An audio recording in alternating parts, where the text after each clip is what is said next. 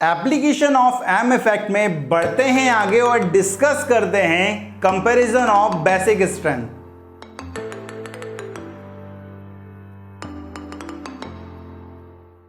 Comparison of basic strength. अभी तक अपन ने एप्लीकेशन ऑफ एम इफेक्ट में कई सारी एप्लीकेशन पढ़ चुकी हैं।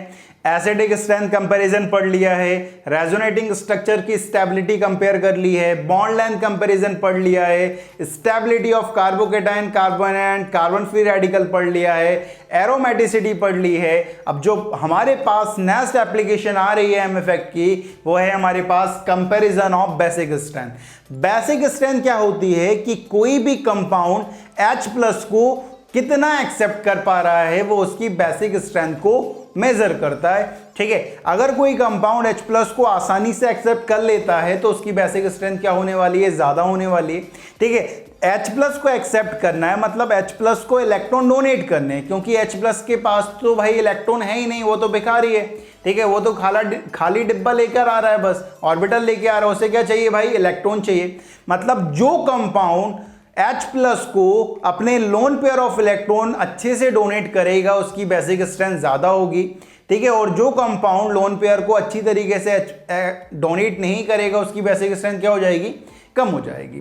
तो अपन ऐसा बोल सकते हैं कि जो बेसिक स्ट्रेंथ है वो डायरेक्टली प्रोपोर्शनल होने वाली है स्टेबिलिटी ऑफ कॉन्जुगेट बेस की, क्योंकि जैसे ही वो H+ को एक्सेप्ट करेगा तो वो क्या बना लेगा, कॉन्जुगेट एसिड बना लेगा। तो अपन ऐसा बोलेंगे कि जो बेसिक स्ट्रेंथ है वो डायरेक्टली प्रोपोर्शनल है स्टेबिलिटी ऑफ कॉन्जुगेट एसिड के, और जैसे ही कॉन्जुगेट एसिड बनेगा तो उस पर क्या चार्ज आने वाला है, पॉजिटिव। मतलब जितना पॉजिटिव स्टेबल होगा उतनी उसकी बेसिक स्ट्रेंथ ज्यादा होने वाली है। तो अपन ऐसा भी बोल सकते हैं कि जो बेसिक स्ट्रेंथ है वो डायरेक्टली प्रोपोर्शनल होगी प्लस की स्टेबिलिटी के, कि जितना ज्यादा प्लस स्टेबल होगा उतनी ज्यादा बेसिक स्ट्रेंथ होती है। ठीक है, एक ऑर्डर कुछ इस तरह से आता है बेसिक स्ट्रेंथ का कि सबसे ज्यादा जो बेसिक होता है वो ग्वानिडीन होता है। ग्वानिडीन क्यों होता है इसकी हम बात करेंगे। दूसरे नंबर पर वो कंपाउंड जिनके लोन पेयर लोकलाइज्ड होते हैं, और लास्ट में वो आते हैं जो कंपाउंड जिनके लोन पेयर डीलोकलाइज्ड होते हैं। डीलोकलाइज का मतलब है जिनके लोन पेयर रेजोनेंस में क्या होते हैं, इन्वॉल्व होते हैं। ठीक है, लोन पेयर लोकलाइज्ड की बेसिक स्ट्रेंथ ज्यादा होती है as compare to lone pair delocalised compound. ऐसा क्यों होता है कि जिसके लोन पेयर रेजोनेंस में इन्वॉल्व होंगे तो वो तो H+ को आसानी से इलेक्ट्रॉन देगा नहीं, बहुत कम इलेक्ट्रॉन देगा, लेकिन जिसके लोन पेयर डीलोकलाइज्ड, जिनके लोन पेयर लोकलाइज्ड होंगे मतलब रेजोनेंस में इन्वॉल्व नहीं होंगे, वो तो आसानी से दे सकता है ना। तो ऑर्डर क्या बनता है, ग्वानिडीन सबसे ज्यादा बेसिक, फिर ऐसे कंपाउंड जिनके लोन पेयर लोकलाइज्ड होते हैं, फिर उसके बाद ऐसे कंपाउंड जिनके लोन पेयर क्या होते हैं, डीलोकलाइज्ड। डीलोकलाइज्ड का मतलब यहां पर समझ लेना कि वो किस में इन्वॉल्व हैं, रेजोनेंस में इन्वॉल्व हैं। ठीक है, अब एक बात ये आती है, एक क्वेश्चन दिमाग में ये आता है कि ग्वानिडीन मैक्सिमम बेसिक क्यों होता है। ऐसा क्या हो गया ग्वानिडीन में कि वो मैक्सिमम बेसिक हो गया। ठीक है, ग्वानिडीन का स्ट्रक्चर कुछ इस तरह से होता है, C डबल बॉन्ड NH और इस कार्बन से 2 NH2 कनेक्ट होते हैं। अब होता क्या है कि जैसे ही ये क्या करता है, H+ को एक्सेप्ट करता है, जैसे ही एक्सेप्ट करता है तो इस तरह का स्ट्रक्चर बनाता है, और यहां पर इनके बीच में क्या होती है, रेजोनेंस होती है, ये ध्यान रखना है। और ये 3 इक्वल रेजोनेटिंग स्ट्रक्चर्स बनाता है, 3 इक्वल रेजोनेटिंग स्ट्रक्चर्स यहां पर फॉर्म होते हैं, जिसकी वजह से जो हमारा कॉन्जुगेट एसिड बना है उसकी स्टेबिलिटी बहुत ज्यादा हो जाती है, और आपका जो कंपाउंड है ग्वानिडीन वो मैक्सिमम बेसिक हो जाता है अमंग ऑर्गेनिक कंपाउंड्स। ठीक है, तो उसका रीजन है due to 3 equivalent resonating structures. ठीक है, 3 इक्विवेलेंट रेजोनेटिंग स्ट्रक्चर्स की वजह से ग्वानिडीन मैक्सिमम बेसिक होता है। कुछ और एग्जांपल अपन करते हैं। हमें बेसिक स्ट्रेंथ कंपेयर करनी है एनिलीन और इथाइलामीन में। ठीक है, एनिलीन और इथाइलामीन में हमें बेसिक स्ट्रेंथ कंपेयर करनी है। अब यहां पर क्या है, लोन पेयर किसके पास है, नाइट्रोजन के पास, और यहां पर भी किसके पास है, नाइट्रोजन के पास। ठीक है, अब देखते हैं कि कौन H+ को कितना लोन पेयर डोनेट करता है। जब मैं इस नाइट्रोजन के पास जाऊंगा तो वो बोलेगा मेरे लोन पेयर तो भाई बेंजीन के साथ भी रेजोनेंस में, लेकिन इस नाइट्रोजन के जो लोन पेयर हैं वहां पर लोकलाइज्ड हैं। ये जो लोन पेयर हैं वो क्या है भाई, डीलोकलाइज्ड हैं। ये लोन पेयर क्या है, डीलोकलाइज्ड है, मतलब रेजोनेंस में इन्वॉल्व है। और ये जो लोन पेयर हैं वो क्या है, लोकलाइज्ड है। लोकलाइज्ड मतलब रेजोनेंस में इन्वॉल्व नहीं है। ठीक है, ये लोन पेयर डीलोकलाइज्ड है भाई, डीलोकलाइज्ड। ठीक है, डीलोकलाइज मतलब रेजोनेंस में इन्वॉल्व है। अगर रेजोनेंस में इन्वॉल्व हैं तो ये H+ को उतना नहीं दे पाएंगे जितना ये वाला नाइट्रोजन देगा, क्योंकि ये वाला नाइट्रोजन तो पूरा H+ को डोनेट कर देगा, लेकिन ये बोलेगा भाई मैं तो कुछ बेंजीन के साथ भी डीलोकलाइज करूंगा और कुछ H+ को भी दे दूंगा। तो इन दोनों में अगर बात करें तो इथाइल अमीन की बेसिक स्ट्रेंथ क्या जाएगी, ज्यादा जाएगी। हमने कहा है कि ऐसे कंपाउंड जिनके लोन पेयर लोकलाइज्ड होते हैं उसकी बेसिक स्ट्रेंथ क्या आती है, ज्यादा आती है एज कंपेयर टू ऐसे कंपाउंड जिनके लोन पेयर डीलोकलाइज्ड होते हैं, रेजोनेंस में इन्वॉल्व होते हैं। दूसरा एग्जांपल कंपेयर करते हैं। दूसरा एग्जांपल अगर कंपेयर करें तो एनिलीन और एसिटामाइड है, एनिलीन और एसिटामाइड है। ठीक है, एनिलीन से बोला कि भाई लोन पेयर डोनेट करना है, वो बोलेगा करूंगा तो यार, लेकिन मेरे जो कुछ लोन पेयर जो हैं वो बेंजीन के साथ भी रेजोनेंस में आने वाले हैं। एसिटामाइड से पूछा कि भाई तेरे लोन पेयर क्या रेजोनेंस में इन्वॉल्व हैं, वो बोल रहा है कि हाँ मेरे भी इन्वॉल्व हैं। भाई यहाँ पर देखो ये जो लोन पेयर हैं वो पाई बॉन्ड के साथ कॉन्जुगेशन बनाएगा, ठीक है, लेकिन अगर हम बात करें तो किसके ज्यादा इन्वॉल्व होने वाले हैं, रेजोनेंस में किसके लोन पेयर ज्यादा इन्वॉल्व होने वाले हैं। जैसे ही ये लोन पेयर डोनेट करेगा कार्बन पर नेगेटिव आने वाला है, और यहां पर किस पर नेगेटिव आने वाला है, ऑक्सीजन पर नेगेटिव आने वाला है, और नेगेटिव चार्ज ज्यादा EN वाले पर ज्यादा स्टेबल होता है। मतलब यहां पर जो लोन पेयर हैं वो ज्यादा स्टेबलाइज्ड हैं, ये कंपाउंड ज्यादा स्टेबलाइज्ड है, और ज्यादा स्टेबलाइज है तो डोनेट क्यों करेगा भाई, तो इसके लोन पेयर ज्यादा इन्वॉल्व होने वाले हैं रेजोनेंस में। ठीक है, यहां पर जो डीलोकलाइजेशन होने वाला है, ठीक है, डीलोकलाइजेशन होने वाला है, वो क्या होने वाला है, डीलोकलाइजेशन थोड़ा सा कम होगा, और यहां पर क्या होगा, डीलोकलाइजेशन जो है लोन पेयर का वो क्या होने वाला है, ज्यादा होने वाला है। अगर ज्यादा होगा तो इसकी बेसिक स्ट्रेंथ क्या हो जाएगी, कम हो जाएगी एनिलीन की बेसिक स्ट्रेंथ से। तो एनिलीन ज्यादा बेसिक होता है as compare to acetamide due to less delocalisation of lone pair. ठीक है, अब जो नेक्स्ट एग्जांपल आ रहा है वो है हमारे पास पायरोल और पायरिडीन।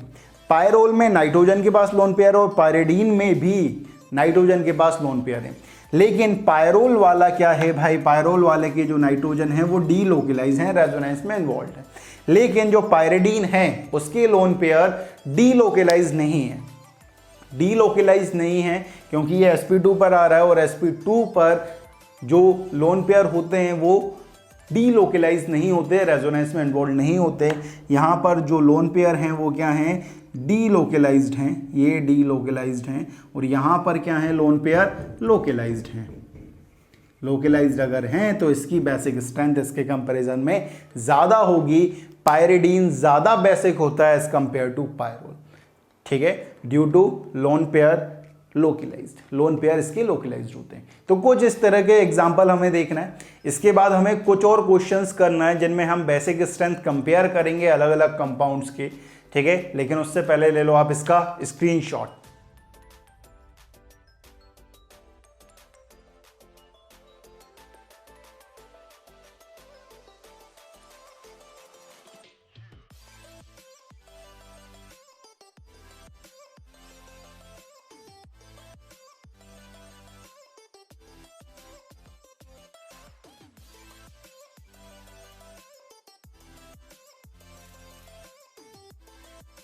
तो ले लिया है भाई आपने इसका स्क्रीनशॉट।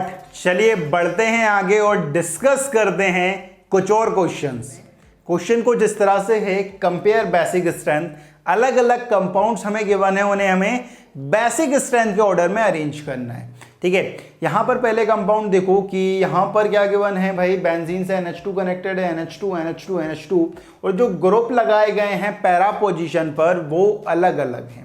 अब यहां पर देखो होने क्या वाला है कि जैसे ही ये कंपाउंड H पॉजिटिव को एक्सेप्ट करेगा तो कुछ इस तरह का कॉन्जुगेट एसिड बनाने वाला है। ये क्या हो जाएगा, H3, ये पॉजिटिव, ये 3 और ये पॉजिटिव, ये 3 और ये पॉजिटिव, क्योंकि H पॉजिटिव को एक्सेप्ट करेगा और क्या करेगा भाई, लोन पेयर को डोनेट कर देगा।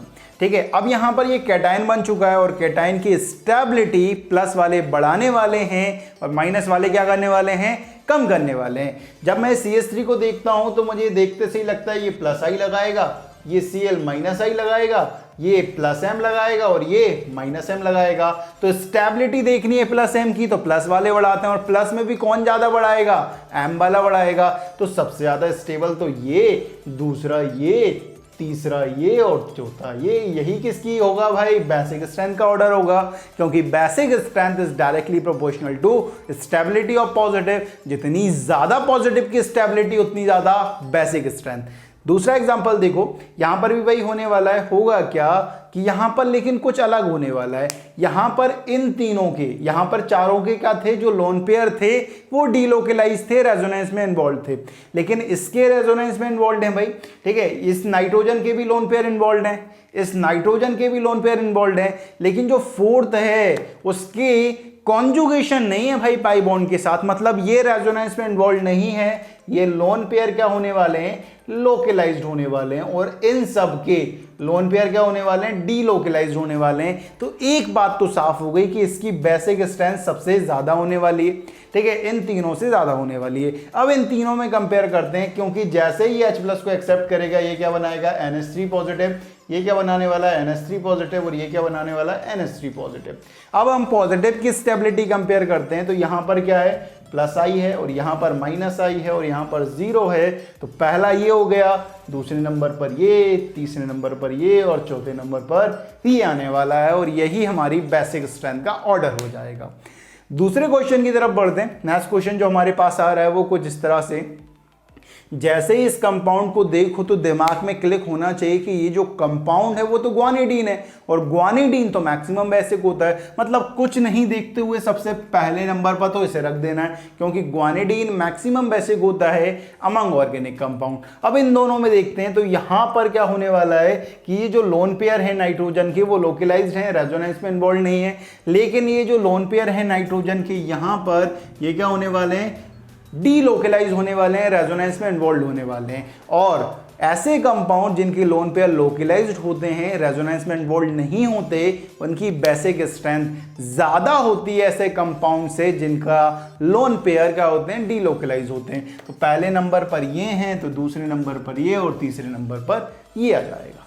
अब नेक्स्ट क्वेश्चन हमारे पास कुछ इस तरह से आ रहा है कि which of the following is most basic, acidic नहीं यार, बेसिक, इनमें से कौन सबसे ज्यादा बेसिक होगा ये देखना है हमें, ठीक है। अब यहां पर देख रहे हो ये नाइट्रोजन लोन पेयर में डीलोकलाइज्ड है, यहां पर इसके साथ भी रेजोनेंस में इन्वॉल्व होंगे, और इसके साथ भी रेजोनेंस में क्या होने वाले हैं, इन्वॉल्व होने वाले हैं। मतलब इससे ज्यादा डीलोकलाइजेशन यहां पर होने वाला है, यहां पर तो और ज्यादा होने वाला है।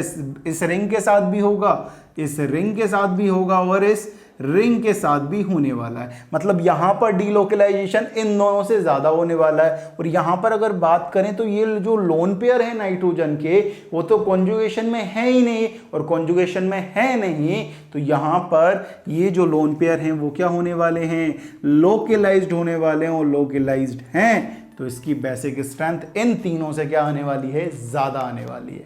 तो कुछ इस तरह से अपन कंपेयर कर सकते हैं, समझे, ठीक है। तो जल्दी से ले लो आप इसका स्क्रीनशॉट।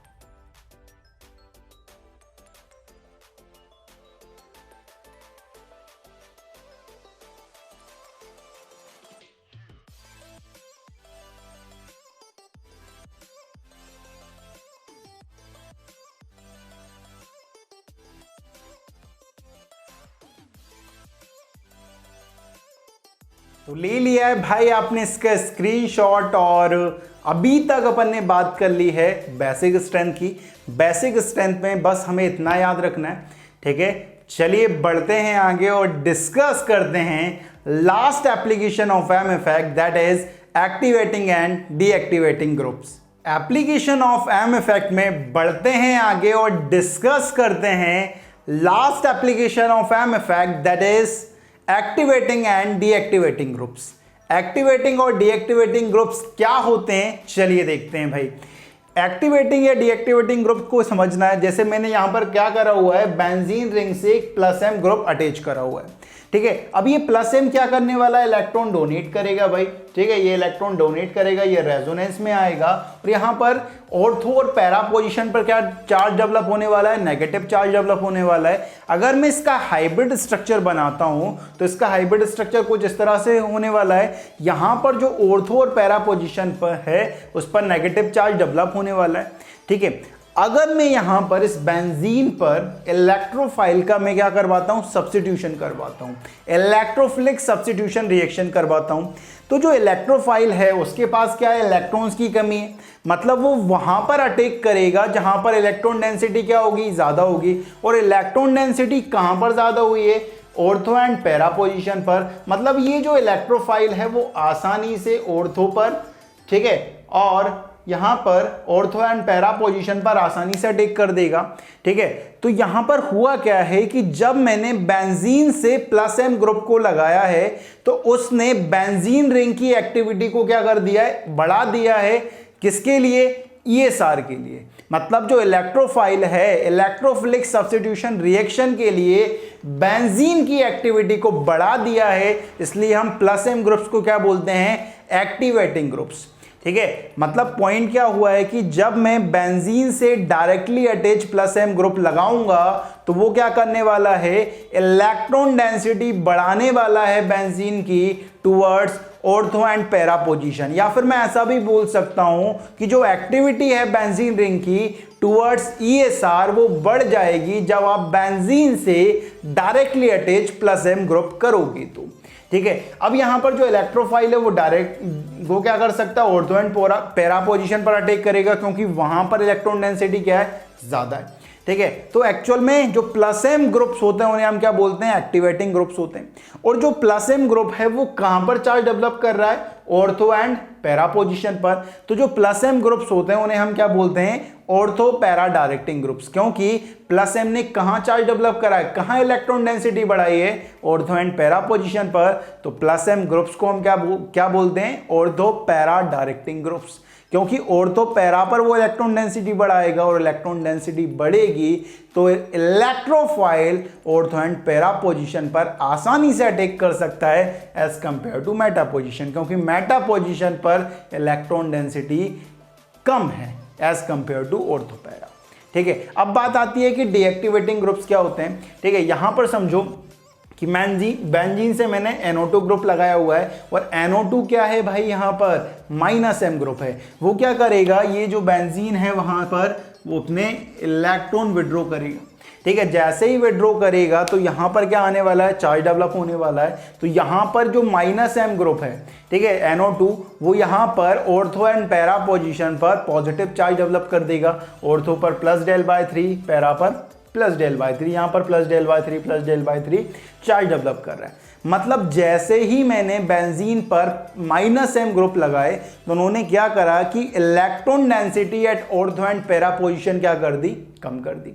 अब अगर मैं यहां पर इलेक्ट्रोफिलिक सब्स्टिट्यूशन रिएक्शन करवाता हूं तो जो मेरा इलेक्ट्रोफाइल है वो आसानी से मेटा पोजीशन पर अटैक कर सकता है, आसानी से मेटा पोजीशन पर अटैक कर सकता है, क्योंकि मेटा पोजीशन पर इलेक्ट्रॉन डेंसिटी ज्यादा है as compare to ortho para.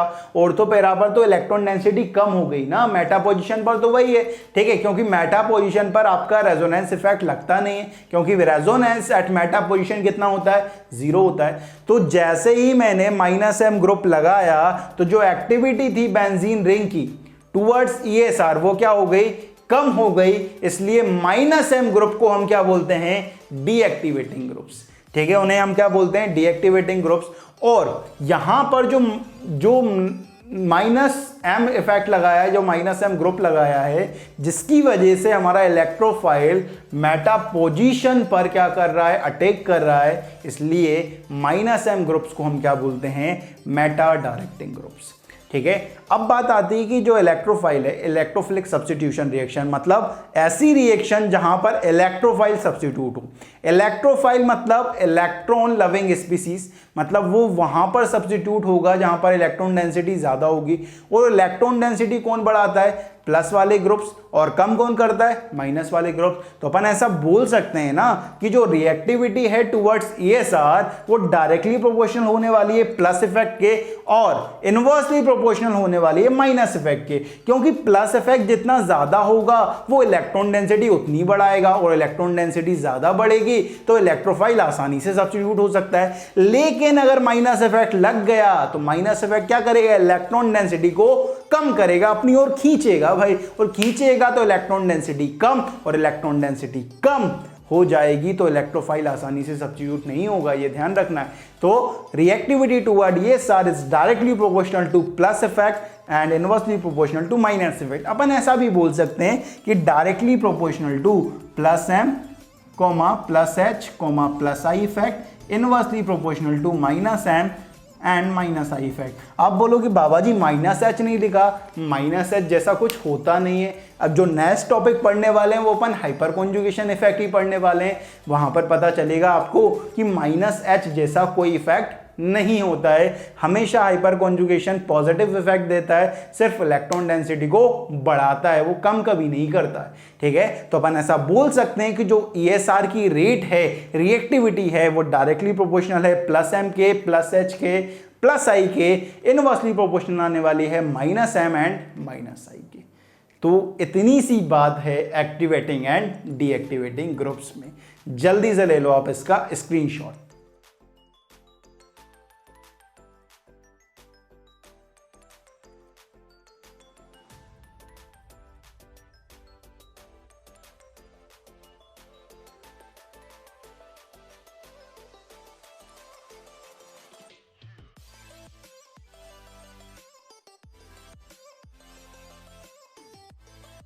तो ले लिया है भाई आपने इसका स्क्रीनशॉट। तो आज हमने जितनी भी एप्लीकेशन हो सकती थी MFAC की वो सारी की सारी कवर्ड कर ली है, एक भी एप्लीकेशन अपन ने छोड़ी नहीं है भाई। ठीक है, तो MFAC को बहुत अच्छी तरीके से पढ़ना है क्योंकि बहुत सारी एप्लीकेशन है, और ज्यादा एप्लीकेशन है तो बहुत ज्यादा चांस बनता है कि यहां से क्वेश्चन आए भाई। ठीक है, तो इन एप्लीकेशन को बहुत अच्छी तरीके से पढ़ना है। तो इस वीडियो में बाबा जी की तरफ से इतना ही। जय हो।